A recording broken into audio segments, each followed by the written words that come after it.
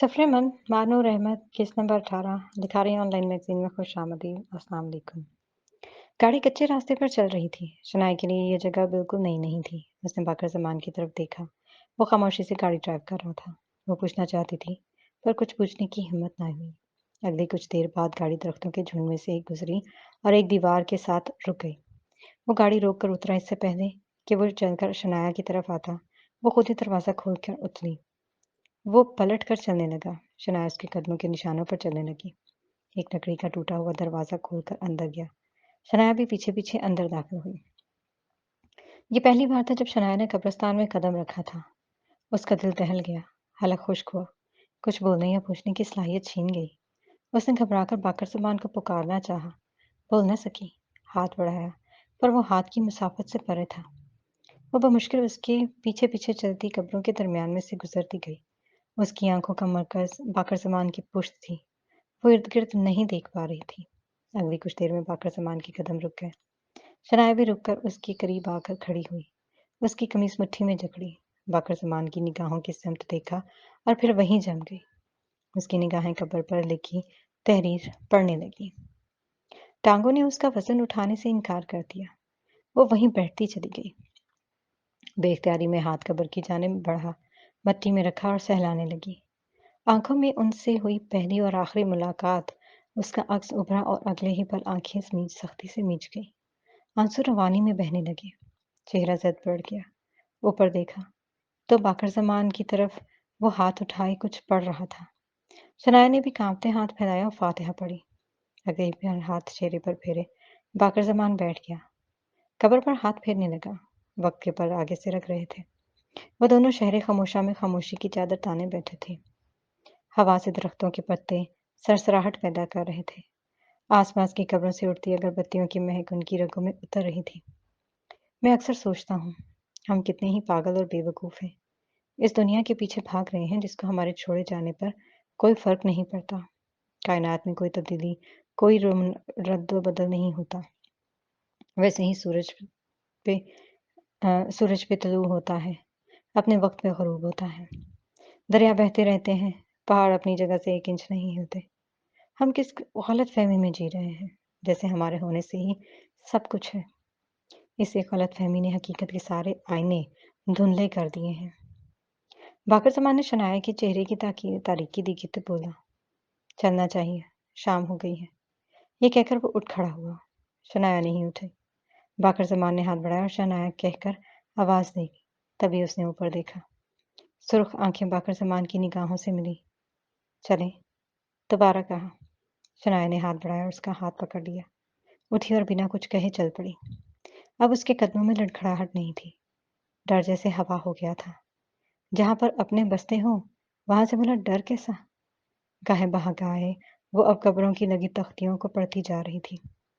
दोनों गाड़ी में बैठे तो बाकर ज़मान ने खामोशी से गाड़ी मोड़ ली। वापसी के सफ़र पर रवाना हुए। वहाँ कुछ ही फासले पर एक गाँव था। बाकर ज़मान ने विंडो का शीशा खोलकर देखा। शनाया समझ गई, यह उसका ननिहाल था। अगले ही पल उसने गाड़ी की रफ्तार तेज़ कर दी और जल्द से जल्द इस इलाके से निकल जाना चाहता था। गलतफ़हमियों की सरहद बात की जाए तो हकीकत के आईने खुद ब खुद धुंधले हो जाते हैं। लखी हवेली में बत्तियां जल रही थीं। खाना तैयार था। खुशी का माहौल था। सबको बाकर ज़मान और शनाया का इंतज़ार था। अंधेरा फैल रहा था। बीबू जी को गुस्से के साथ-साथ फ़िक्र भी होने लगी थी। मुरीद ने आता आकर बताया था कि कैसे बाकर ज़मान ने ज़बरदस्ती उसे पहले भेज दिया। इस बात पर बीबू जी ने उसे बहुत डपटा था और वो खामोशी से सर झुका के रह गया था। अंधेरा गहरा था। चाँद भी वसीं आसमान को आज़ाद छोड़े कहीं गायब था।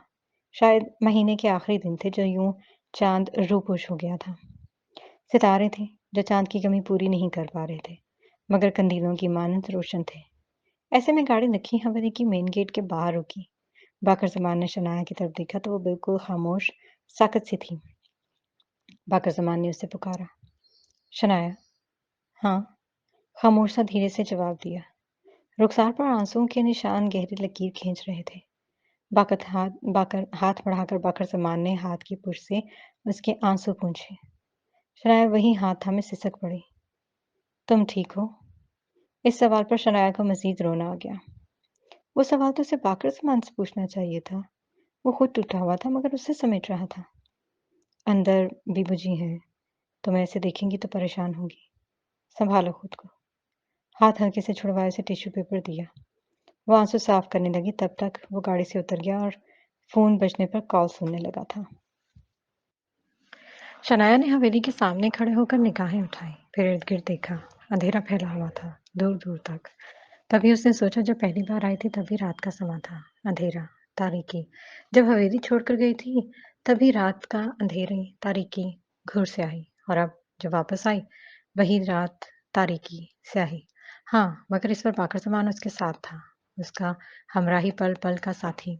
शनाया ने सारे ख्यालों को ज़हन से एक शऊरी कोशिश से झटका और दरवाजे की तरफ हाथ बढ़ाया, पर इतने में बाकर जमान ने दरवाजा बजाया था। पहली दस्तक पर दरवाजा खुल गया। सामने शम्मो खड़ी थी, खुशगवार अंदाज, चहकती, मुस्कुराती, हमेशा की तरह। अदबन सलाम किया और एक तरफ होकर उन्हें आगे आने का रास्ता दिया। वो अंदर दाखिल हुए। शनाया की टांगें कांप रही थीं। दिल जोर जोर से धड़क रहा था, जैसे सीना चीरकर बाहर आने को बसित था। आंखों में उतरे अश्कों में पपुते तैर रहे थे। कदम ब कदम सेहत अबूर कर किया। सामने चारपाइयां बिछी हुई थी, कुर्सियां लगी हुई थी और दरमियान में गोल मेज था। एक तरफ बीबू जी खड़ी थी, काफी गुस्से में। यकीनन उनके गुस्से की वजह बाकर सामान का देर से आना था। वो उनके गुस्से की परवाह किए बिना आगे बढ़ा, उनके घुटने की तरफ झुका और फिर उनको बाजू के हिसार में ले लिया। बाकर सामान के इस बाअदब अंदाज पर शनाया के दिल ने जैसे बाकर सामान के कदमों को छू लिया था। जो दिल में बसा हो, सोचो, ख्यालों पर हावी हो, दिन का पहला और रात का आखिरी तस्वर हो, कायनात कुल मताए हयात हो, जिंदगी का हमसफर हो और वो एक अच्छा इंसान भी हो। इससे बड़ी और कोई खुशकिस्मती भला क्या होगी। चल, दूर हट अब, मुझे मेरी धी को मिलने दे। बीबू जी ने उसे परे धकेला। वो हंसता हुआ दूर हुआ। तभी शनाया आगे बढ़ी। बीबू जी ने उसे गले लगाया।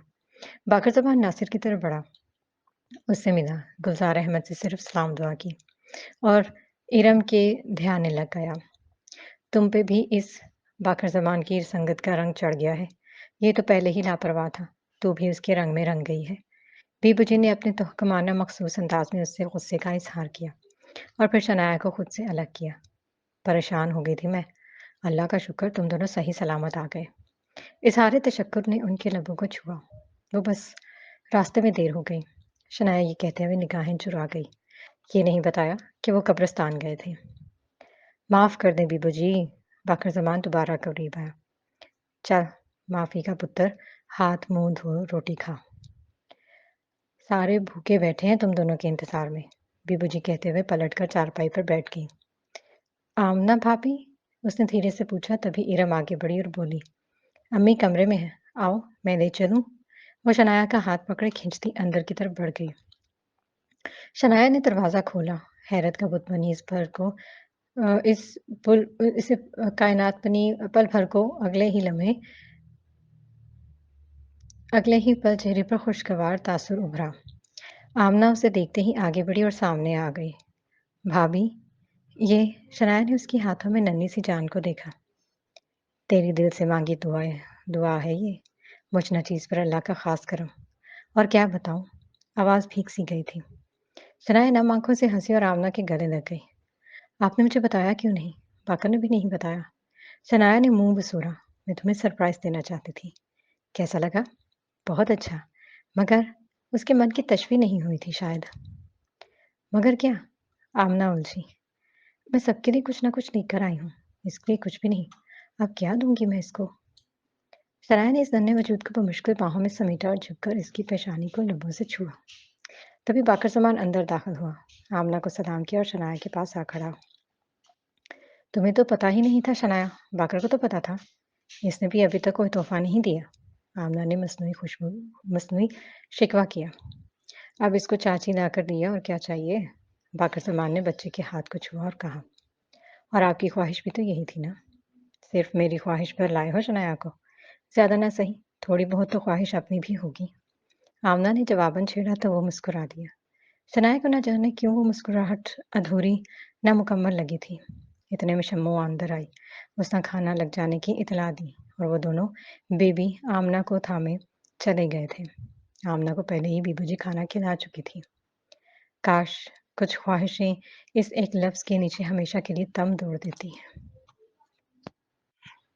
खाने की मेज़ पर मुख्तलिफ़ लवाज़मात से सजी हुई थी। मुख्तलिफ़ खानों की खुशबू खिलाफ़ मामूल तैयारी की गवाह थी। खाने पर सब मौजूद थे, सवाए अस्मा और सुहेब के। बेवजह सरफराही कुर्सी पर विराजमान थी। एक तरफ नासिर, साद पाकर और गुलजार अहमद बैठे थे।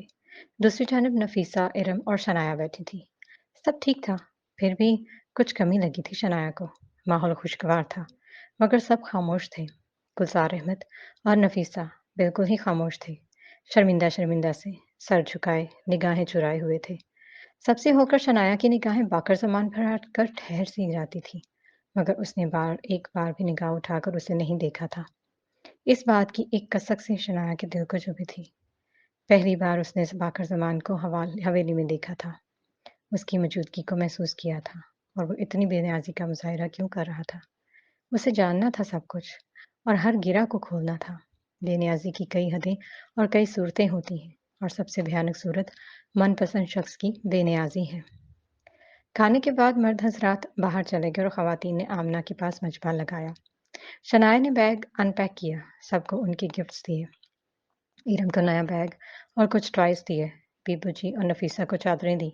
आमना को बुक्स दी। इसको मुताले का शौक जो बहुत था। उनकी गहरी बातों से वो हमेशा इंस्पायर होती थी। उसकी सोचों के नए दर वाह होते थे। सबको इनके गिफ्ट्स देकर वो कमरे से निकल गई थी। अस्मा, शनाया ने किचन में आकर उसे आवाज़ दी। अस्मा ने पलटकर उसे एक नज़र देखा और निगाहें चुरा गई। उसकी निगाहों का ज़ख्मीपन शनाया को अंदर तक हिला गया था। न हिजर का खौफ, न विसाल का शौक था, खालीपन था। कैसी हो? शनाया ने करीब आकर पूछा। वो चाय बना रही थी। मैंने तुमको चपेट मारी थी, और वो इतनी ही ज़ोर से मेरे मुँह पर आ लगेगी, ये मैंने कभी सोचा नहीं था। जब लगी तो आपके दर्द का एहसास हुआ। उसके लहजे में मलाल था, आँखों में बेरंग माया, आवाज़ भराई सी। उसके पर कट चुके थे। अफ़सोस कि वो भी अपने ही हथियारों से। पहले की तरह न चहक, न शौक़पन, न खनक। उसके चेहरे पर मैच्योरिटी के आसार थे। दिनों में जैसे वो बरसों का सफ़र तय करके गई थी। मुझे तुमसे कोई शिकवा नहीं इस्मा, मुझे यहाँ से जाना था। ये मेरी किस्मत में लिखा हुआ था।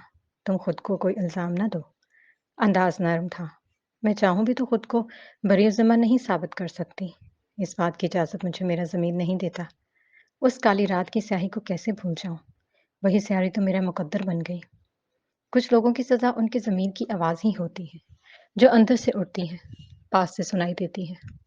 हस्पा, दोबारा इस रात का ज़िक्र न करना। भूल जाओ सब कुछ। शनाया ने उसके कंधे पर हाथ रखा। ये तसल्ली के लफ्ज़ हस्पा को ज़रा-ज़रा बखेर गए थे। शनाया शनाया तो उसकी तकमील चाहती थी। कुछ बातों, यादों, वाक़यात, हादसों को भूल जाना बेहतर होता है। भूल जाती अगर उसने बात अधूरी छोड़ दी और चाय की तरफ मुतवज्जो हो गई। ये लो, मैं तुम्हारे लिए लाई थी। तुम्हारे भाई ने बताया था कि तुम्हें तस्वीरें खींचने का बड़ा शौक है, तो मैंने कैमरा ले लिया। शुक्रिया, ये कहकर अस्मा ने उसके हाथ से कैमरा पकड़ लिया और खफीफ सा मुस्कुराते हुए कहा, आप चलो, मैं चाय लेकर आती हूँ। हार कर मुस्कुराने का हौसला हर एक में कहाँ होता है, और शायद वो शौक के मुकाम से आगे गुजर चुकी थी। शनाया ने महज हंकार भरी, वो उसे पछतावे के खौल से नहीं निकाल सकी थी। सुहेब के मुतालिक उसने कोई सवाल नहीं किया था। वो उसके ज़ख्मों को कुरेदना नहीं चाहती थी, मगर उसे एक अंदाज़ा हो गया था।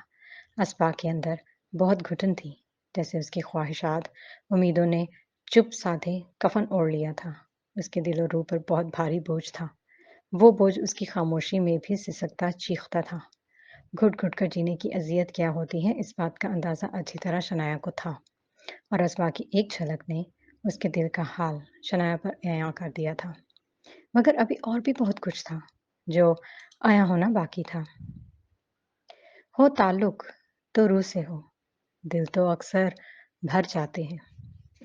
रात किसी दोशीशा के सुरमई आंचल की तरह फैली हुई थी। तारीख, बोझल, दिलों के लिए चांद की जलवाई नुमाई मुसव्वरे कायनात की तरफ से एक तोहफा बनकर सरों पर साया फगन हुई थी। चांदनी रात की ठंडक ने रात को हसीन और दिलों को हशाश-बशाश कर दिया था। तबीयत से बोझलपन और अफ़सरदगी को कहीं दूर उतार फेंका था। वो भी रात के हुस्न को निगाहों में समोए, दिल को सारी वहमों वसवसों से पाक किए अपने कमरे में दाखिल हुई तो ठठक कर चंद पलों को रुक गई। वो कमरा अब वैसा नहीं था जैसे वो 10 माह पहले छोड़कर गई थी। वो अब बदल चुका था। नया बेड, ड्रेसिंग टेबल, कुर्सियाँ, मेज़, अलमारी, नए पर्दे, सब कुछ नया, साफ-सुथरा, निखरा-निखरा सा था। शनाया को खुशी के साथ खुशगवार हैरत भी हुई। उसके लिए इतनी तैयारी की गई थी। वो बहुत कीमती, अहम हो चुकी थी। उसकी अहमियत, हैसियत बढ़ चुकी थी। चटाई पे कदम रखती वो अंदर दाखिल हुई। कमरे के वसत में खड़ी हुई देखने लगी। उसे गुज़रा हर पल याद आया। कब, कैसे, किस एहसास में उसने वो वक़्त गुज़ारा था। कब खुश हुई थी, कब दुःख के जाल में फँसी थी। कब तन्हाई, घने जंगल की झाड़ियों की तरह उसे चुभी थी। वो ज़ख्म-ज़ख्म हुई थी और रोते सिसकते हुए अल्लाह से आशना हुई थी। कुछ लम्हे खिड़की खोले वो सितंबर की हवा से रूबरू हुई, फिर कमरे से निकलकर वॉशरूम की तरफ बढ़ गई। वहाँ से वज़ू की लोटी और जायनमाज़ बिछाए अल्लाह की बारगाह में सजदा रेज़ हो गई। नमाज़ पढ़कर उसने दुआ के लिए हाथ उठाए, तभी ही दरवाज़ा खुला। बाकर ज़मान अंदर दाखिल हुआ और दरवाज़ा बंद किए बेड की तरफ बढ़ गया। मैं आज तुमसे क्या माँगूँ मेरे रब? बिना माँगे ही तूने इतना नवाज़ दिया है। तेरी नवाज़िशें, रहमतें बेवसत हैं और मेरी अक्ल महदूद। मुझे अपनी याद से गाफ़िल न करना या रब, अपने सिवा किसी और दर का मोहताज न करना। चंद पल मज़ीद दुआ माँगने के बाद हाथ चेहरे पर फेरे, जाए-नमाज़ का कोना पलटा, उठी, दुपट्टा खोलती बेड की तरफ आई जहाँ भाकर सामान कुछ आड़ा-तिरछा लेटा हुआ था। माथे को उँगलियों की पोरों से दबा रहा था। न जाने दर्द था या कोई उलझन। वो उसके सर की तरफ बैठ गई और हाथ उसके बालों में फेरने लगी। वो बोला नहीं, हिला नहीं, बस हाथ पीछे कर लिया, जिससे माथे को दबा रहा था। सर में दर्द है क्या? शनाया ने नरमी से धीरे से पूछा। उसे शक था, वो परेशान था। पहले गाँव आना भी नहीं चाहता था, फिर कब्रिस्तान जाना और खुद को मजबूत ज़ाहिर किए रखना। इस सब का कहीं न कहीं तो असर निकलना ही था और शनाया ने तो पूछना भी बहुत कुछ था, मगर उसकी हालत देखकर मन बदलने पर मजबूर हो गई। रिश्तों के मामले में बहुत बदकिस्मत रहा हूँ मैं, जिससे भी मुझे मोहब्बत हुई, वो रहा नहीं मेरे पास। जानती हूँ, अम्मा से मुझे बहुत मोहब्बत थी। वैसे तो हर औलाद को ही माँ से मोहब्बत होती है, मगर मुझे कुछ अलग ही थी मोहब्बत। सारा दिन मैं उनके पीछे-पीछे फिरता। वो काम करती, मैं साथ-साथ पल्लू पकड़े। वो कहती बाकर, बह जा, थक जाएगा।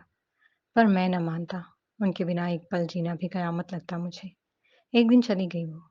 गई कहाँ? निकाल दी गई। फिर दुनिया से ही चली गई और मैं उनके जनाज़े को कंधा तक ना दे सका। हमें बिछड़ना था शायद, इसलिए मुझे अपनी मोहब्बत थी उनसे। बड़ी मुश्किल से सँभाला मैंने खुद को। मैंने सोचा था असफा को कभी कोई तकलीफ़ नहीं होने दूँगा। जानती हूँ उसने भी मेरी नीयत ख़लूस पर शक किया और भी क्या, वो एकदम से चुप हो गया। उसके गुलगुले लहजे में दुःख भूल रहा था। एक थकन सी थी। बदन की थकन तो आसानी से उतर जाती है, मगर रूह की थकन तो इंसान को निढाल कर देती है। आँखों की नींद, मन का चैन उससे वाबस्ता बेदर्दी से तोड़ देती है। अब असमा की टूटी बिखरी हालत देखता हूँ, तो दिल कट के रह जाता है। सोचता हूँ ज़ुहैब की सच्चाई सामने लाकर मैंने कहीं गलती तो नहीं कर दी। उसकी शादी हो जाने देता, वो खुश तो रहती। वो अपनी ही आवाज़ में गुम था। वो खुशी तो ना होती, सिर्फ़ खुशी का धोखा होता। अस्मा आपसे ख़फ़ा नहीं है, शर्मिंदा है, शायद अपने रवैये पर, इसलिए ख़ामोश सी है। शनाया ने तसल्ली दी, लेकिन वो मुतमईन नहीं हुआ। तभी कहा, ख़फ़ा है या शर्मिंदा? दूर तो हो गई है ना मुझसे? वह भी अफ़सर्दगी की रिदा में लिपटा हुआ था। आप ज़ुहैब को माफ़। शनाया ने चंदा दानिस्ता अधूरा छोड़ा। माफ़ कर देता, अगर वो इस बात से मुख़लिस होता। सिर्फ़ उसने मुझ पर हमला करवाया होता तो ज़रूर कर देता। मैं नहीं समझ सका सुहेब को कभी। उसको मुझसे इतनी नफ़रत थी कि मेरी जान लेने पर तुल गया। और रिया, उसने भी सुहेब का साथ दिया। मेरे भरोसे एतमाद को दो टुकी का करके रख दिया। वो उदास सा मुस्कुराया और मज़ीद खोया हुआ।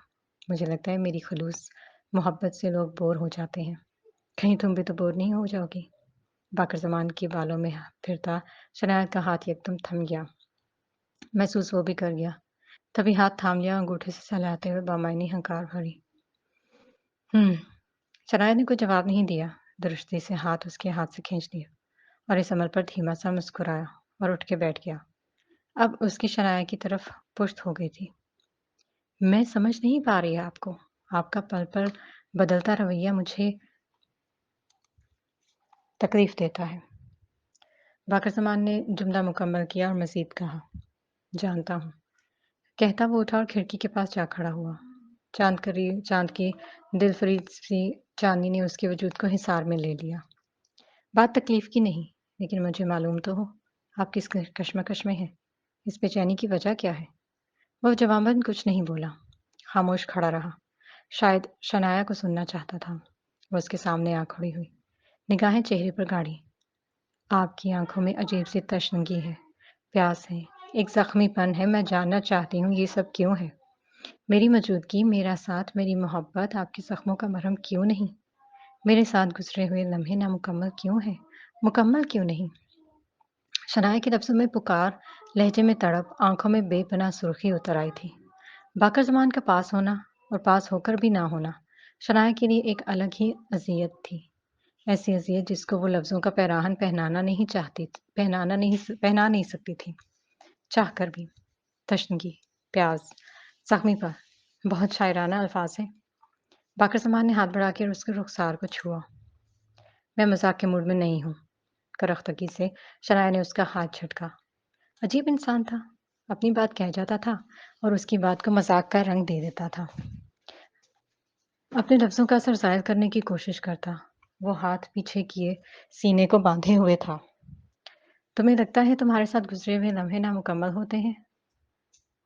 ہاں، مجھے تو ایسا ہی لگتا ہے۔ دو ٹوک جواب آیا۔ اس کا مطلب میں ایک بار پھر ناکام ثابت ہو رہا ہوں محبت کو سنبھالنے میں۔ میری محبت تمہاری تکلیف کی وجہ بن رہی ہے۔ ہاں، بن رہی ہے، اور آپ جانتے ہیں اچھی طرح۔ وہ پھر سے دو ٹوک کہہ گئی۔ میں جان بوجھ کر کچھ نہیں کر رہا، بس ایسا ہو رہا ہے۔ میرے اندر کی ٹوٹ پھوٹ مجھے کبھی کبھی بہت کمزور کر دیتی ہے۔ میں اپنے آپ میں کہیں گم ہو جاتا ہوں، اپنی ایک الگ دنیا بسا لیتا ہوں۔ کبھی تنہائی سے گھبرا جاتا ہوں تو کبھی ہجوم سے گھبراہٹ ہونے لگتی ہے۔ لیکن حیران کن بات یہ ہے کہ میری ذات کی ٹوٹ پھوٹ صرف تم پر ظاہر ہوتی ہے۔ تم یہ سب محسوس کر رہی ہو، ورنہ کسی اور نے کبھی ایسا کچھ محسوس نہیں کیا۔ وہ اسے بغور دیکھنے لگا۔ یہ سب میرے محسوس کرنے پر آپ کو حیرت ہے؟ یہ جان کر تو مجھے بھی حیرت ہوئی ہے۔ اس کا دل دکھا تھا۔ کبھی کبھی وہ مجھے بالکل ہی حیران کر دیتے ہیں، جیسے اس دن بلا وجہ ناراض ہو کر آفس چلے گئے اور آج راستے وہ بات پوری نہ کر سکی۔ باقر زمان اسے ٹوک کر بول پڑا، بلا وجہ؟ آئی تھنک تمہیں یاد نہیں تم نے بیبو جی کے ساتھ آنے کی ضد کی تھی۔ اس نے باور کرایا۔ تو کیا وہ اتنی بڑی بات تھی؟ وہ پوچھے بنا نہ رہ سکی۔ ہاں، میرے لیے تو تھی۔ اپنا موقف بیان کیا اور مزید بات بڑھائی۔ میں نے تم سے کہا تھا میری محبت تمہارے لیے قفس نہ بن جائے، تمہارا دم گھٹنے لگے اور تم آزاد ہونے کی خواہش مند بن جاؤ۔ یہ بات کہتے وہ نگاہیں ملا نہیں سکا، چرا گیا تھا۔ میں اس قید سے خوفزدہ نہیں ہوں، لیکن مجھے ڈر ہے کہ کہیں آپ مجھے آزاد نہ کر دیں اور میرا دم گھٹ جائے۔ باقر زمان نے پلٹ کر دیکھا۔ شنایا کی آنکھوں میں بے تحاشا درد تھا اور باقر زمان کی رگوں میں اتر گیا۔ مجھے افسوس ہوا یہ سن کر کہ آپ سوچتے ہیں میں آزادی مانگوں گی۔ آپ مجھے اور میری محبت کو سمجھ نہیں سکے ابھی تک۔ آواز بھر آئی، لہجہ ٹوٹا سا، اور اس کے ٹوٹے لہجے نے لفظوں سے کہیں زیادہ باقر زمان کے دل کو جکڑا تھا۔ سمجھتا ہوں تمہیں اور تمہاری محبت کو بھی، لیکن میں خود کو بعض اوقات نہیں سمجھ پاتا۔ سچ کہوں تو خود سے ڈرتا ہوں، کہیں تمہیں کھونے کی وجہ میں خود ہی نہ بن جاؤں۔ ہاتھ بڑھا کر اس نے شنایا کی رخسار پر نرمی سے رکھا۔ وہ ہاتھ شنایا کو بھیگا سا محسوس ہوا، شاید پسینہ تھا۔ وہ واقعی خود سے خوفزدہ تھا، اپنے اندر ایک جنگ لڑ رہا تھا۔ شنایا نے اس کا وہی ہاتھ مضبوطی سے تھام لیا اور گویا ہوئی، میں جانتی ہوں آپ رشتوں کو لے کر بہت حساس اور خوفزدہ ہیں۔ آپ کا مان بھروسہ توڑا گیا ہے۔ مان بھروسہ ٹوٹے تو انسان خود بھی ریسا ریسا ہو جاتا ہے، مانتی ہوں میں، لیکن آپ کب تک دوسروں کے کیے کی سزا خود کو دیتے رہیں گے؟ آپ نے تو کبھی کسی کے ساتھ برا نہیں کیا، پھر خود ساختہ قیدی کیوں بنا رکھا ہے خود کو؟ سب آپ کی طرح تو نہیں نہ سوچ سکتے۔ ہر ایک کا اپنا نظریہ ہوتا ہے چیزوں کو دیکھنے پرکھنے کا، سب کا اپنا اپنا ڈھنگ ہوتا ہے، سب کا الگ سوچنے کا زاویہ اور معیار ہوتا ہے۔ آپ کسی دوسرے کا عمل اپنے اختیار میں نہیں کر سکتے۔ جو گزر گیا بھول جائیں پلیز۔ وہ یہی سمجھتی تھی کہ ماں کی وجہ سے وہ پریشان بکھرا رہتا ہے، اور اسباق کا اس کو دکھ تھا، مگر وہ انجان تھی اور بھی بہت کچھ تھا جو باقر زمان کی ذات کو بکھیر گیا تھا۔ جن باتوں کو بھولنے کی کوشش کی جائے نہ جانے وہی کیوں ذہن کے پردے سے بار بار ٹکراتی ہیں اور ایک طوفان سا مچا دیتی ہیں۔ اس نے منطق پیش کی۔ آپ کوشش تو کر سکتے ہیں نا؟ امید بھری نگاہوں سے اسے دیکھا۔ کر رہا ہوں کوشش۔ تم دعا کرنا میں اس کوشش میں کامیاب ہو جاؤں۔ تمہاری دعاؤں کی قبولیت پہ بڑا یقین ہے مجھے۔ یہ سن کر شنایا ہلکا سا مسکرائی، نگاہیں چرا کر چاند سے ملائی۔ وہ بھی چاند کو دیکھنے لگا۔ چند پل خاموشی کی نظر ہوئے۔ باقر زمان نے جواب لی تو شنایا بولی، نیند آ گئی ہے آپ کو؟ ویسے آپ سوئیں گے کہاں؟ اسے اچانک شرارت سوچی تھی۔ یہیں اپنے کمرے میں، وہ جواباً بولا۔ فاؤنڈ یور کائنڈ انفارمیشن، یہ روم میرا ہے مسٹر باقر زمان، کیونکہ آپ ہمیشہ ڈیرے پر سوچتے ہیں۔ بھابھی نے بتایا تھا مجھے۔ تو میں چلا جاؤں؟ وہ پوچھنے لگا، نگاہوں پر دلکش حصار پھیلائے۔ ہاں بالکل، وہ دو ٹوک بولی، کمزور نہیں پڑی۔ میں جاؤں؟ وہ اس کے ایک قدم قریب ہوا اور درمیان میں حائل فاصلہ کم کر دیا۔ ہاں، دھیما سا کہا، صاف لفظوں میں کہہ نہ سکی۔ اس کی لو دیتی بولتی نگاہوں نے شنایا کو قدرے کمزور کیا تھا۔ اس کی آنکھوں میں محبت کے انگنت ستارے چمک رہے تھے۔ دل کی دھڑکنیں تھم گئی تھیں۔ خوشبو کا انوکھا جھوٹا سا احساس اسے جکڑے ہوئے تھا۔ وہ مقید تھی اس حسین پل میں۔ باقر زمان نے ہاتھ اس کے رخسار پر رکھا اور انگوٹھے سے سہلاتے ہوئے پوچھا، میں جاؤں پھر؟ انداز سرگوشیانہ تھا۔ شرائع نے دیکھ کر اس کی کلائی تھام لی مضبوطی سے اور چہرہ پھیر کر لب اس کی ہتھیلی پر رکھے۔ آنکھیں بہتی اس کے رخساروں کو سیراب کرتی گئی۔ باقر زمان کی ہتھیلی شولوں کے لپیٹ میں تھی۔ یہ کیا؟ خود ہی مجھے جانے کا کہا اور خود ہی رونے لگی۔ شرائع نے آنکھیں کھولی، بلکہ خوف کے بوجھ سے لرزنے لگی تھی۔ محبت میں کھو دینے کا خوف کبھی جان نہیں چھوڑتا۔ باقر کچھ بولا نہیں، آگے بڑھا اور شنایا کو سینے میں چھپا لیا۔ وہ اس کے گرد باہوں کا مضبوط حصار باندھ دیا تھا۔ وہ ہل نہیں سکی، ساکت سی تھی، بس آنسو تھے جو باقر زمان کی قمیض میں جذب ہوتے جا رہے تھے۔ کبھی مت سوچنا کہ تمہاری قربت میں گزرے ہوئے لمحے نامکمل ہوتے ہیں۔ تمہاری قربت میں گزرا ہوا ہر پل میرے احساس کو اتنا مکمل کر دیتا ہے کہ میرے اندر اور کوئی تمنا جستجو نہیں رہ جاتی۔ یہ کہہ کر باقر زمان نے اسے خود سے الگ کیا۔ اس کا چہرہ دونوں ہاتھوں میں آہستہ سے تھاما اور پیشانی پر محبت کی مہر ثبت کی۔ شنایا کی روح تک سرشار ہو گئی۔ اس انوکھے احساس اور شدت کو دل کی گہرائیوں سے پوری شدت سے شنایا نے محسوس کیا، جس میں صرف اور صرف محبت تھی، حد سے زیادہ، بے حد محبت۔ اس کا دل چاہا یہ پل ایک دم تھم جائے، آگے سے رکھ ہی نہ پائے۔ اس پل میں جیسے اس نے پوری عمر جیلی تھی۔ من پسند شخص کی قربت میں گزرا ہوا من مرضی کا ایک پل پوری زندگی کو اپنے اندر سمو لیتا ہے۔ اس لمحے کی چھاپ روح کو مہکا دیتی ہے۔ پورا وجود ایک سرور کے حصار میں مقید ہو جاتا ہے۔ وہ دونوں ایک شرعی رشتے میں بندھے ہوئے تھے، مگر اب تک باقر زمان اس کی طرف شوہر کی حیثیت سے نہیں بڑھا تھا۔ دونوں ایک دوسرے کے وجود سے نہ آشنا نہ واقف تھے۔ ایک فاصلہ تھا دونوں کے درمیان، اور یہ فاصلہ دانستہ نہیں غیر دانستہ تھا۔ اسی لیے کہا جاتا ہے جب روح سے روح کا وصال ہوتا ہے تو جسم کہیں دکھائی نہیں دیتا، جسم کی حیثیت ثانوی رہ جاتی ہے۔ میں اپنی ذات کے ٹکڑوں کی کرچیوں میں تمہاری روح کو زخمی نہیں کروں گا، یہ میرا وعدہ ہے تم سے مسز باقر زمان۔ باقر زمان نے شنایا سے عہد کیا اور اسے دوبارہ باہوں کے مضبوط حصار میں سمیٹ لیا۔ یہ تو آنے والا وقت ہی بتا سکتا تھا کہ وہ اپنے عہد میں کامیاب ہو پاتا تھا، ہوتا بھی تھا یا نہیں۔ حسب معمول اس کی آنکھ فجر کے وقت کھل گئی۔ اس نے آنکھیں انگلیوں کی نازک پوروں سے ملی اور واقعی چھت کو دیکھنے لگی۔ رات دیر تک جاگنے کی وجہ سے اس نے اپنا سر کچھ بھاری محسوس ہوا تھا۔ شنایا نے اگلے ہی پل دائیں جانب چہرہ پھیرا دیکھا تو باقر زمان کا چہرہ اس کے قریب تھا۔ وہ اس کی جانب ہی کروٹ لیے ہوئے تھا۔ شنایا کو اچانک کچھ یاد آیا اور کرنٹ کھا کر اٹھی۔ پلٹ کر دیکھا، باقر زمان نے بازو بچھایا ہوا تھا۔ شنایا کا سر اسی پر تھا۔ اسے اندازہ نہیں تھا کب رات کو وہ اس کے بازو پر سر رکھے باتیں کرتی کرتی سو گئی تھی اور ساری رات گزر گئی تھی۔ شنایا کو احساس ندامت نے گھیرا۔ خود کو ملامت کیے سوچا اس کے بازو کو دبا دے، پھر اگلے ہی پل اپنا خیال ترک کیا اور دوپٹہ سنبھال کر اٹھی۔ وضو کیا، واپس آئے تو دیکھا باقر زمان ابھی تک اپنی پوزیشن میں سویا ہوا تھا۔ ایک نظر اسے دیکھ کر جائے نماز بچھائی اور نماز کی نیت باندھ لی۔ اللہ نے اسے سجدے کی توفیق عطا کی تھی۔ جس کو یہ توفیق مل جائے وہ دنیا اور آخرت دونوں میں کامیاب ہو جاتا ہے، اور وہی کامیابی اصل کامیابی ہے۔ وہ ابھی نماز پڑھ رہی تھی جب باقر زمان جاگا۔ کچھ دیر میں پوری آنکھیں وا کی۔ چند لمحے بازو کو دبایا، بازو اوپر کیا اور چند ایک بار ہاتھ کو مٹھی کی صورت بند کیا اور کھولا۔ پھر قدرے سر اوپر اٹھا کر شنایا کو دیکھا اور واپس لیٹ گیا۔ کھلی کھڑکی سے آتی سویر کی ٹھنڈک کا احساس محسوس کیا۔ پرندوں کی چہچہاہٹ کا شور تھا۔ وہ ذکر الہی میں مشغول تھے۔ درختوں کے پتوں کی سرسراہٹ بھی جیسے حمد باری تالا تھی۔ وہ اگلے ہی پر اٹھا، جوتے پہنے اور کمرے سے نکلنے لگا۔ رک کے سوئچ بورڈ پر ہاتھ مارا، کمرہ روشن ہو گیا اور ایک بھرپور نگاہ شریک حیات پر ڈال کر نکل گیا۔ نماز پڑھ کر اس نے دعا کے لیے ہاتھ پھیلائے۔ اے خاموشیوں کو سن لینے والے، سرگوشیوں کو سمجھنے والے مالک، دو جہان آج لفظ نہیں میرے پاس، پر مجھے یقین ہے تو میری کیفیت کو سمجھ لے گا، میرے حال کو تو جان لے گا۔ باقر زمان پریشان ہے، بہت الجھا ہوا ہے۔ کھول دے اس کی الجھنوں کی گرہیں، بھر دے اس کے زخموں کو۔ تو جانتا ہے اس کی پریشانی میرا دل چھلنی کر دیتی ہے۔ اس کے بے چین من کو سکون عطا کر، اپنے نور سے اس کے من کے اندھیرے ختم کر دے۔ آمین۔ وہ نماز کے بعد ایسے ہی دعا مانگا کرتی تھی، کبھی لفظوں میں، کبھی آنسو دعا بن جاتے تھے، کبھی خاموش صدا بن جاتی تھی۔ ایسا ہوتا ہے زندگی میں، کوئی انسان جو دعاؤں میں شامل ہو جاتا ہے، کبھی پہلے تو کبھی آخری دعا بن جاتا ہے۔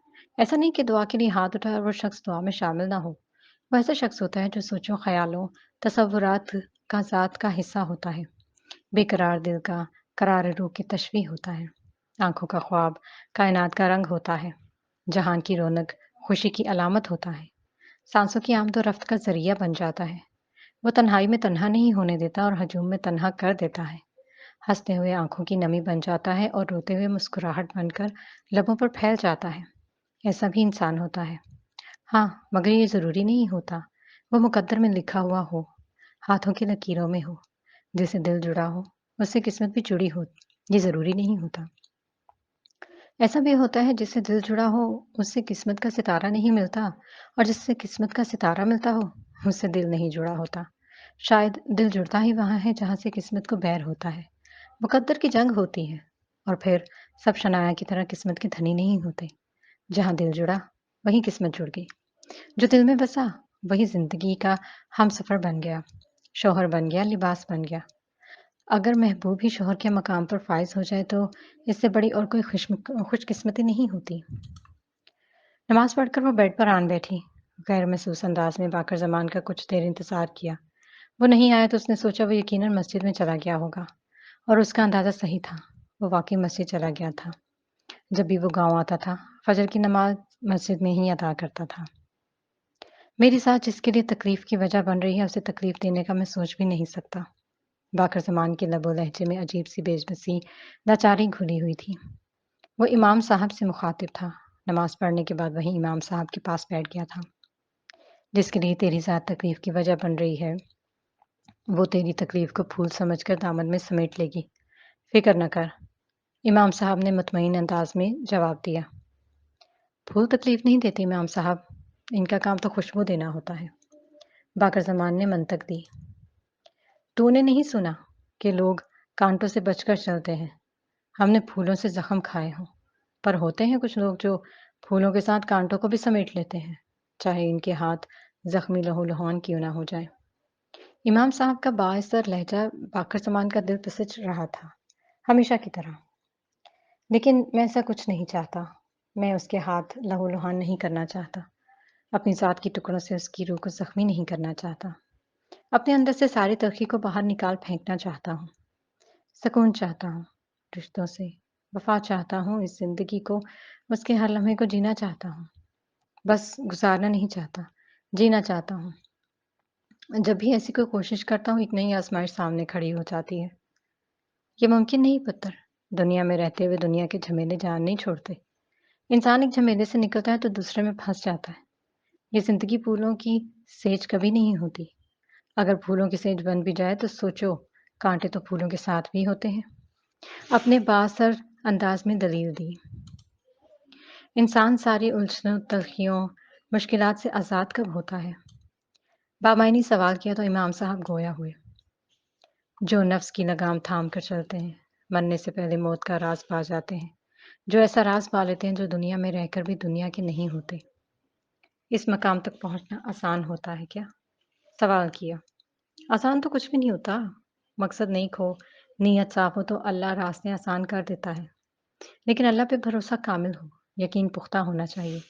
انسان کا یقین اکثر ڈگمگا جاتا ہے، ایمان کمزور پڑ جاتا ہے، انسان جلد باز جو ٹھہرا اللہ کی گئی دیر کو، اس کی حکمتوں کو سمجھ نہیں پاتا، سمجھنے کی کوشش بھی نہیں کرتا، نعمتوں کی گنتی نہیں کرتا، پر یاد آنے پر تو گن گن کے کرتا ہے۔ امام صاحب نے انگلیوں پر گننے کی طرف اشارہ کیا۔ حضرت سلطان باہو انہوں نے فرمایا کہ جو دم غافل سو دم کافر، ایک سانس بھی اللہ کو یاد کیے بنا لی تو وہ کافر ہو گیا۔ ایک سانس بھی اللہ کو یاد کیے بنا لی تو وہ کافر ہو گیا، اور ہم لوگ جیسے ہر سانس کو تو دور 5 وقت میں اس در پر حاضر بھی نہیں ہو پاتے۔ ایک ٹھہراؤ اور روانی میں امام صاحب نے بات مکمل کی۔ باقر زمان پوری دلجمی سے ان کی بات سنتا رہا اور سمجھنے کی کوشش کرتا رہا۔ امام صاحب کی باتوں سے اس کی بہت سی گرہیں کھلی تھی، سوچنے سمجھنے کے نئے نئے درواہ ہوئے تھے، لیکن ابھی اس کے چہرے پر اداسی کی گہری پرچھائیاں تھیں، دل جیسے مٹھی میں آ گیا تھا۔ اور جھلیا تیرا درد تکلیف وہ نہیں سہے گی تو کون سہے گا؟ سہنے دے اس کو، تیری محبت اس کی ہے تو تیرے درد بھی تو اس کے ہی ہوں گے نا، نہ پریشان ہو، ہاں بس اس کا ہو کے رہنا، شرک نہ کرنا۔ تنبیہ کی، نہیں کروں گا۔ باقر زمان نے عہد کیا، اور اس کے بعد دونوں نے کچھ دیر باتیں کی، اور پھر باقر زمان وہاں سے نکلا اور امام صاحب وہیں ذکر الہی میں مصروف ہو گئے۔ سورج کی کرنیں بکھیرنے کے قریب تھا جب شنایا کمرے سے نکلی، چھت پر کچھ دیر ٹہلتی رہی، ایک نظر سارے گاؤں پر ڈالی جو سویر کے نور میں نہا رہا تھا، کہیں مرد تو کہیں خواتین مال مویشیوں کو باندھ رہے تھے، ہاتھ میں برتن لیے، ہر طرف سبزہ ہریالی تھی، سرسراتے پتے، پرندوں کی چہچہاہٹ، ہر طرف پھیلے قدرت کے بے شمار مناظر اس کی آنکھوں کو فرحت راحت بخش رہے تھے، اور روح کو تسکین۔ چند پر وہاں رک کر سیڑھیوں کی سینے اتری، صحن عبور کیا اور سیدھی کچن میں آ گئی۔ وہاں اسما اور شمو موجود تھی۔ السلام علیکم، داخل ہوتے ہی خوشگوار انداز میں کہا۔ وعلیکم السلام، یہ کہتی اسما کپ میں چائے اونڈلنے لگی۔ یہ کس کے لیے ہے؟ شرائع نے بات شروع کی، اس کی خاموشی کو توڑنا چاہا۔ بھابھی کے لیے، جواباً کہا، سرد سا تاثر چہرے پر سجائے۔ میں دے آؤں؟ آگے بڑھ کر اجازت چاہی۔ ہاں لے جاؤ۔ اجازت ملتے ہی شنایا نے آگے بڑھ کر ٹرے اٹھائی، پلٹنے لگی تو اسما بولی، تم لوگی چائے؟ دے دیں تھوڑی سی، مسکرا کر کہا اور پلٹ کر چائے کا کپ اٹھا لیا۔ کچن سے نکلی تو وہ وہیں جم گئی، ساکت سی، بے چین ہو گئی، اسے اپنی آنکھوں پر یقین نہیں آ رہا تھا۔ وہ سب سچ تھا جو وہ دیکھ رہی تھی، یا اس کا وہم؟ زہیب لاٹھی کے سہارے بہت مشکل سے چل رہا تھا، نفیسہ ساتھ ہی سہارا دیے۔ شنایا ایک پل سے بھی پہلے آمنہ کے پاس پہنچی تھی۔ کیا ہوا، پریشان لگ رہی ہو؟ آمنہ نے چائے کا کپ پکڑتے ہوئے پوچھا۔ شنایا کا چہرہ زرد تھا۔ وہ زہیب کو کیا ہوا؟ اس کی ٹانگ؟ ہکلا کر مشکل سے جملہ مکمل کیا۔ گولی لگی تھی اس کو، سرسری سے بتا کر آمنہ واپس بیٹھ گئی۔ گولی؟ کب؟ فوراً پوچھا۔ 4 مہینے ہو گئے، اب تو بہتر ہے پہلے سے۔ یہ سب ہوا کیسے؟ اگلا سوال کیا۔ آمنہ خاموش ہو گئی، جیسے الفاظ تول رہی ہو۔ شنایا منتظر تھی۔ کیا بتاؤں شنایا؟ آمنہ اداس ہو گئی۔ زہیب پہلے ہی باقر سے خار رکھتا تھا، جان کا دشمن تھا، اوپر سے باقر نے عائشہ کی شادی اپنی مرضی سے کر دی، اس میں زہیب کی رضا شامل نہیں تھی۔ چاچا جی بھی مجبوراً ہی شادی میں شریک ہوئے تھے، تب سے ہی زہیب ناخوش تھا، بہت غصے میں تھا۔ اس نے باپ کو مجبور کیا کہ ساری زمین کے کاغذات اس کے حوالے کر دے۔ چاچا جی نہ مانے تو زہیب نے حویلی چھوڑ دی۔ کچھ دن بعد مشکل سے اس کو ڈھونڈ کر لائے اور چاچا جی نے کاغذ اس کے حوالے کر دیے، پھر کچھ زمین بیچ دی، کچھ بینک میں رکھ دی اور گاڑی لے لی۔ سارا دن آوارہ گردی۔ پھر ایک دن خبر ملی کہ اس کو فائر لگ گیا ہے۔ پتہ نہیں کیسے لگا فائر، چائے پینا وہ بھول چکی تھی۔ ارے آوارہ ساتھیوں کے ساتھ شراب پی کر ہلڑ بازی مچائی ہوئی تھی، وہیں سے لگ گیا۔ آمنہ نے بات ختم کرنا چاہی۔ مجھے لگ رہا ہے آپ کچھ چھپا رہی ہیں۔ شنایا اس کہانی سے مطمئن نہیں ہوئی تھی۔ چھپانا کیا ہے؟ آمنہ نے بات ٹالنا چاہی۔ چھپا تو رہی ہوں، شنایا بضد تھی، باقر نے کچھ نہیں بتایا تمہیں؟ نہیں، تم بتاؤ نا پلیز۔ وہ منت پر اتر آئی تھی۔ کیا کرو گی جان کر؟ کچھ معاملات میں نالمی ہی اچھی ہوتی ہے۔ آمنہ اصل بات کی طرف نہیں آ رہی تھی، مسلسل ٹال رہی تھی، مگر بات کی جان شنایا نے بھی نہیں چھوڑنی تھی۔ شام کا دھند لگا تھا جب صہیب اپنے ساتھیوں کے ساتھ باقر زمان کو مارنے کا منصوبہ بنائے بیٹھے تھا۔ باقر زمان نے شہر سے آنا تھا اور اس کا راستہ مل کر بیٹھا رہا۔ یہ محض اتفاق تھا کہ باقر زمان کو آنے میں دیر ہوگی اور صہیب نے اپنے ساتھی سے پوچھا، تو نے غلط خبر دی ہے، آج اس نے آنا ہی نہیں تھا، بندہ بیٹھ بیٹھ کے تھک گیا ہے۔ صہیب نے غصے کا اظہار کیا، وہیں سے تو میں شروع ہو گئی۔ لڑائی جھگڑا، بات ہاتھا پائی تک جا پہنچی اور اسی ہاتھا پائی میں گولی چل گئی جو زہیب کی ٹانگ پہ لگ گئی تھی۔ زہیب کے ساتھ اس کی خون میں لتپت درد میں چیختا چھوڑے وہ بندہ وہاں سے بھاگ آیا اور زہیب خود کو گھسیٹتا ہوا سڑک تل آیا۔ اتنے میں باقر زمان کی گاڑی آ گئی اور وہ وہیں اسے ہسپتال لے کر چلا گیا۔ گلزار احمد اور نفیسہ نے جب بیٹے کو خون میں لتپت دیکھا تو ہوش کھو بیٹھے اور سارا الزام باقر زمان پر لاد دیا کہ اس نے زہیب کو گولی مروائی ہے۔